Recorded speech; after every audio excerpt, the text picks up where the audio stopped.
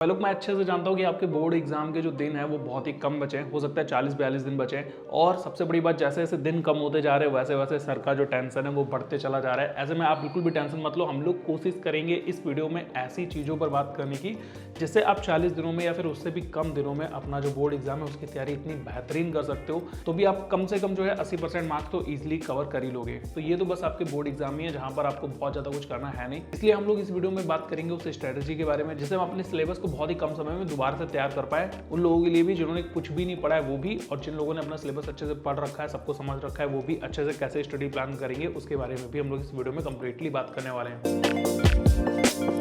तो देखो भाई लोग, सबसे पहले आपको काम ये करना है कि आपको ना एक अच्छा सा स्टडी शेड्यूल बनाना है। स्टडी शेड्यूल बनाने से आप ना हर एक चीज़ को मैनेज कर सकते हो। आपको टाइम के बारे में पता रहेगा, आपको हर एक चीज़ के बारे में पता रहेगा कि कितना टाइम है, कितना समय है, क्या क्या पढ़ना है और कौन कौन सी चीज़ों को किस तरीके से पढ़ना है। तो दैट एक realistic well organised day schedule बनाइए और इसके अकॉर्डिंग जो है अपनी पढ़ाई को मैनेज करने की कोशिश करिए। तो कैसे बनाओगे ये स्टडी शेड्यूल, इसके बारे में भी बात कर लेते हैं। देखो, स्टडी शेड्यूल आपको अब इस तरीके से नहीं बनाना है कि कौन सा सब्जेक्ट आपको कब पढ़ना है। अब आपको इस तरीके से बनाना है कि किस सब्जेक्ट का कौन सा पार्ट आपका वीक है, किस सब्जेक्ट का कौन सा पार्ट आपका स्ट्रांग है।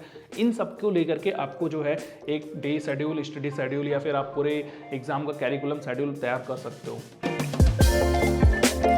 इसके बाद में दोस्तों आपको करना ये है कि आपको अपने सब्जेक्टों को प्रायोरिटाइज करना है। मतलब आपको अपने सब्जेक्ट की प्रायोरिटी देने की, किस सब्जेक्ट में आप कितना वीक हैं उसको थोड़ा ज़्यादा टाइम देंगे और जिस सब्जेक्ट में जितना ज़्यादा स्ट्रॉन्ग है उसको थोड़ा सा कम टाइम देंगे दूसरे के मुकाबले। तो इस तरीके से आप अपने हिसाब से समझ करके 1 2 3 4 करके जो है सब्जेक्टों की प्रायोरिटी तय कर सकते हैं और उसी हिसाब से अपनी स्टडी शेड्यूल को मेंटेन कर सकते हैं। इसमें आपको एक बात बहुत ज़्यादा ध्यान रखनी है कि जो बहुत ज़्यादा डिफिकल्ट सब्जेक्ट आपको लग रहे हैं या फिर कोई ऐसा टॉपिक जो बहुत ज़्यादा चैलेंजिंग है, उसके लिए आपको बिल्कुल प्रॉपर टाइम का मैनेजमेंट करना होगा। उसके लिए आपको टाइम स्पेशली निकालना होगा और बहुत सारी चीज़ें आगे मैं आपको बताऊंगा, उन सब पर भी आपको ध्यान देना होगा।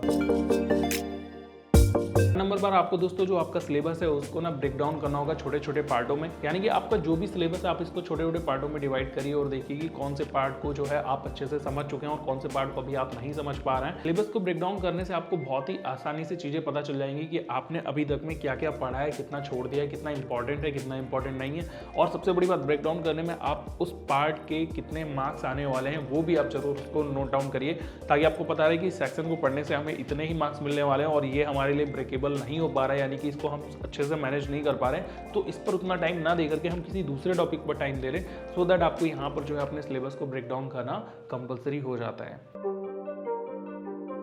नेक्स्ट पॉइंट आपको दोस्तों ध्यान रखना पड़ेगा कुछ टेक्निक्स के बारे में। आपको ऐसी टेक्निक्स का यूज करना है जिसकी मदद से आपका कम समय में ज़्यादा काम हो सके। जैसे कि आप फ्लैश कार्ड बना सकते हैं, जो चीज़ें आपको थोड़ी सी डिफिकल्ट लग रही हैं आप उनके छोटे छोटे कार्ड बना करके उनको अपनी जेब में रख सकते हैं। जो सिलेबस आपको पूरा अच्छे से समझ में आ चुका है उसको समराइज करना शुरू कर दीजिएगा, उसको समराइज करिए, उसको पॉइंट आउट करिए और छोटे छोटे पार्टों में लिख करके उसको बार बार रिवाइज करने की कोशिश करते रहिए। उसके लिए एक पर्टिकुलर टाइम बनाइए, जो मैंने आपको पहले नंबर पर बताया था शेड्यूल बनाना है। तो शेड्यूल में इन समराइज करने वाली चीज़ों का भी टाइम मेंटेन करिए, ताकि आपको पता रहे कि किन चीज़ों को हमें बार बार रिवाइज करना है, समराइज करना है और किन चीज़ों को हमें लर्न करना है अगेन एंड अगेन और किन चीज़ों पर हमें जो है अपनी पकड़ को और ज़्यादा अच्छा बनाना है। तो किसी सब्जेक्ट पर अच्छी पकड़ बनाने के लिए आपको माइंड मैप को भी बनाना आना चाहिए। आप माइंड मैप का यूज करिए, क्योंकि माइंड मैप एक बहुत ज़्यादा इफेक्टिव तरीका होता है किसी भी सिलेबस को समझने का या फिर किसी भी चैप्टर को समझने का। तो माइंड मैप से जो है आप अच्छे खासे दोस्ती कर लीजिए। और वहीं पर अगर आपको अभी तक माइंड मैप बनाना नहीं पता तो आप मेरी ये वाली वीडियो देख सकते हैं, यहाँ पर मैंने अच्छे से बताया हुआ है कि माइंड मैप कैसे क्रिएट करते हैं। इसके साथ आपको एक टेक्निक का और यूज करना पड़ेगा, वो है प्रीवियस ईयर क्वेश्चन पेपर। देखो, प्रीवियस ईयर क्वेश्चन पेपर आपको काफी ज्यादा समझ अच्छी कर देते हैं कि किस किस टाइप के क्वेश्चन आ सकते हैं। और वहीं पर जो प्री बोर्ड के आपके एग्जाम हुए होंगे या फिर चल रहे होंगे उनकी भी हेल्प लेकर के आप जो है अपने एग्जाम के पैटर्न को बहुत अच्छे से समझ सकते हैं, ताकि आपको पता चले कि कैसे कैसे क्वेश्चन आने वाले हैं। तो ये सारी चीजें ना आपके मार्क्स बढ़ाने में बहुत ज्यादा हेल्पफुल रहेंगी।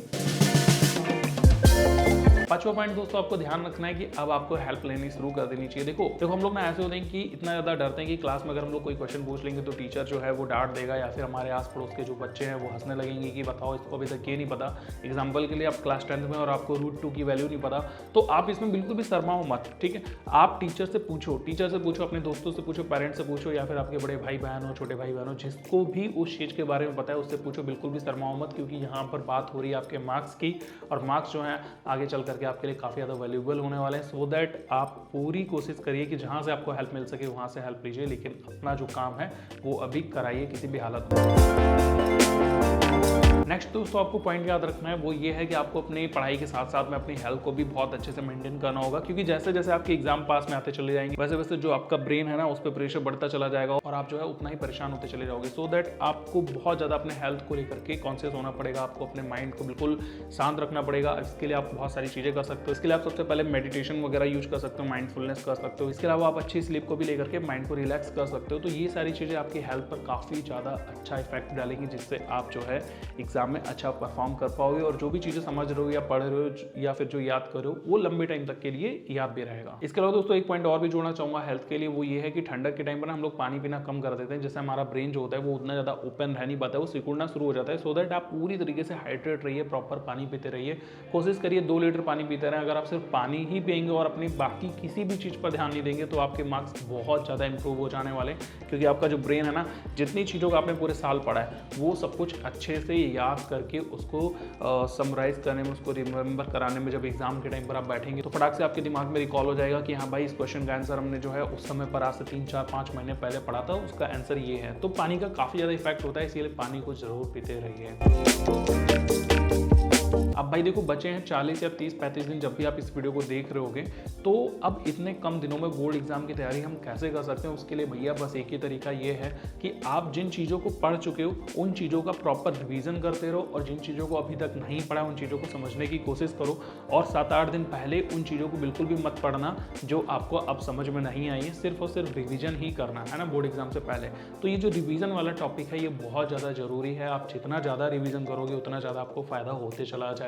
एक चीज आपको और बता दूं कि बहुत से लोग रिवीजन को रट्टा मारना समझ लेते हैं। मैं आपको रट्टा मारने के लिए नहीं कह रहा हूं, मैं आपको रिवीजन करने का मतलब चीजों को बार बार समझने की बात बता रहा हूं। तो हो सकता है कुछ चीजें आप भूल चुके हो तो उनको दोबारा से समझने की कोशिश करिए, पढ़ने की कोशिश करिए। जब आप 2-3-4 बार पढ़ेंगे तो ऑटोमेटिकली वो आपको याद भी हो जाएगा, समझ में भी आ जाएगा, उसका रिवीजन भी हो जाएगा। रट्टा मारने की भी जरूरत नहीं पड़ेगी।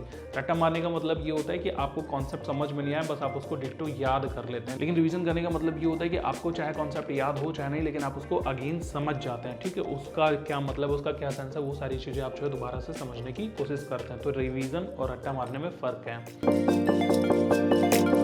नेक्स्ट दोस्तों पॉइंट ऐसा है कि अगर आप इसको इग्नोर करेंगे तो हो सकता है आप चाहे कितनी भी अच्छी तैयारी करके गए हों, आपका जो परफॉर्मेंस है वो उतना अच्छा नहीं हो पाएगा जितना आपने अच्छे से तैयारी करी है। और वहीं पर कुछ लोग बिल्कुल भी तैयारी नहीं करते, लेकिन अगर इस चीज़ को ध्यान कर लेते हैं, अच्छे से समझ लेते हैं, इसका पूरा मैनेज कर लेते हैं, तो उनके एग्जाम में आपसे भी ज़्यादा मार्क्स आ जाएंगे जहाँ पर आपने बहुत पढ़ाई करी है। देखो वो है प्रैक्टिस। जैसे जैसे हम चीज़ों को सीख जाते हैं और प्रैक्टिस नहीं करते हैं तो वो चीज़ हमें अच्छे से आती नहीं। जैसे कि आपको बाइक, देखो बाइक के बारे में आपको सब कुछ पता होगा, एक्सेलरेटर है, ब्रेक है, क्लच है, लेकिन जब आप उसको अच्छे से प्रैक्टिस कर लेते हैं, बाजार में अच्छे से चला लेते हैं, तो आप जो है अच्छे से निपुण हो जाते हैं। और वहीं पर आपने एक बार देख लिया, सीख लिया, समझ लिया, लेकिन आप प्रैक्टिस ही नहीं करी तो क्या आप पहली बार में बाइक को चला पाएंगे?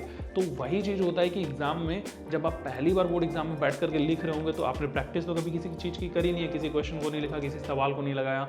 सो दैट यहाँ पर आपके सामने बहुत बड़ी प्रॉब्लम क्रिएट हो जाएगी। इसीलिए रेगुलर प्रैक्टिस करते रहिए, चाहे वो आपके मैथ के क्वेश्चन हो, साइंस के लिखने के क्वेश्चन हो, न्यूमेरिकल्स हो, या फिर SST के, हिंदी के, इंग्लिश, किसी भी सब्जेक्ट के क्वेश्चन के आंसर फ्रेमिंग हो, वो सब कुछ आप जब प्रैक्टिस करेंगे तो आपको एग्जाम में वो अल्टीमेटली बहुत ज़्यादा फायदा देने वाला है।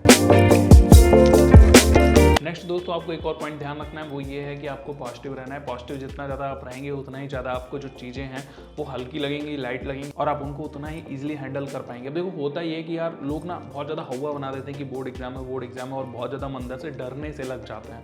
लेकिन ऐसा कुछ नहीं होता, बोर्ड एग्जाम बहुत ज़्यादा आसान है। इवन आपके क्लास वाले एग्जाम से ज़्यादा बोर्ड एग्जाम आपको ईजी लगेगा।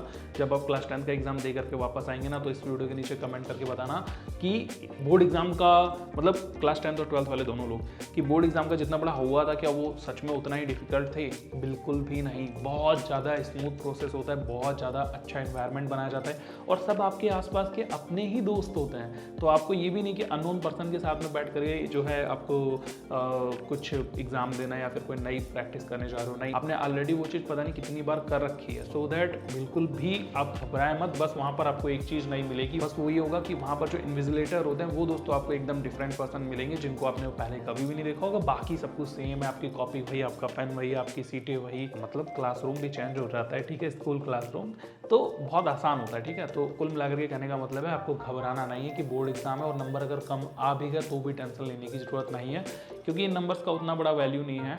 बस ये है कि कई जगहों पर जो है ये नंबर काम आ जाते हैं, ज़्यादा होते हैं तो आपको बेनिफिट मिल जाता है, और नहीं भी होंगे तो कौन सा आपकी लाइफ में बहुत ज़्यादा इम्पैक्ट पड़ने वाला है नंबरों का। सो दैट पॉजिटिव रहना आपके लिए बहुत ज़्यादा ज़रूरी है। लास्ट बट नॉट लीस्ट, आपको एग्जाम की इन्फॉर्मेशन से रिलेटेड हमेशा अपडेटेड रहना है, क्योंकि देखो कभी भी कुछ भी हो जाता है। तो इसलिए जितनी भी आपकी स्कूल में चीज़ें बताई जा रही हो आपके आसपास में आपके फ्रेंड से, एग्जाम से रिलेटेड अगर चीज़ें बताई जा रही हैं, एग्जाम की डेट, एग्जाम के पैटर्न, तो उन सब पर थोड़ा बहुत ध्यान रखिए, लेकिन अपना जो पूरा ध्यान है वो कोशिश करिए कि बाकी सारी चीज़ों में ना लगा करके पढ़ाई में लगाएं, क्योंकि अब जो है अब सीरियस हो जाओ यार। 15 फरवरी 18 फरवरी कभी से भी आपके एग्जाम शुरू हो सकते हैं, तो इसलिए आप एकदम सीरियस हो जाओ, अच्छे से तैयारी शुरू कर दो, पढ़ाई कहीं से भी करो लेकिन पूरी जानकारी के साथ अच्छे से पढ़ो, और प्रैक्टिस बिना बिल्कुल भी एग्जाम में जाने की सोचना मत। आशा करता हूँ ये वीडियो आपके लिए बहुत ज़्यादा हेल्पफुल रहेगी। बोर्ड एग्जाम जो पहली बार देने जा रहे हैं उनको ऑल दी बेस्ट, और आप अच्छे से एग्जाम दे करके आइए, फिर मुझे आकर के बताइए कि आपका एग्जाम कैसा गया। बाकी और कोई भी सवाल जो आपके लिए मैं आपको यहीं पर मिल जाऊँगा, आप कमेंट बॉक्स में कमेंट करिए, मैं उसका रिप्लाई कर दूँगा, आपको तुरंत के तुरंत रिप्लाई मिल जाएगा। इसके अलावा अगर आप और भी ज़्यादा इन्फॉर्मेशन चाहते हैं तो इंस्टाग्राम पर भी मुझसे कॉन्टैक्ट कर सकते हैं। मैं मिलता हूँ आपसे अगली वीडियो में, तब तक के लिए गुड बाय, टेक केयर, अपना ख्याल रखिए, देखते रहिए शिवम भार्गव।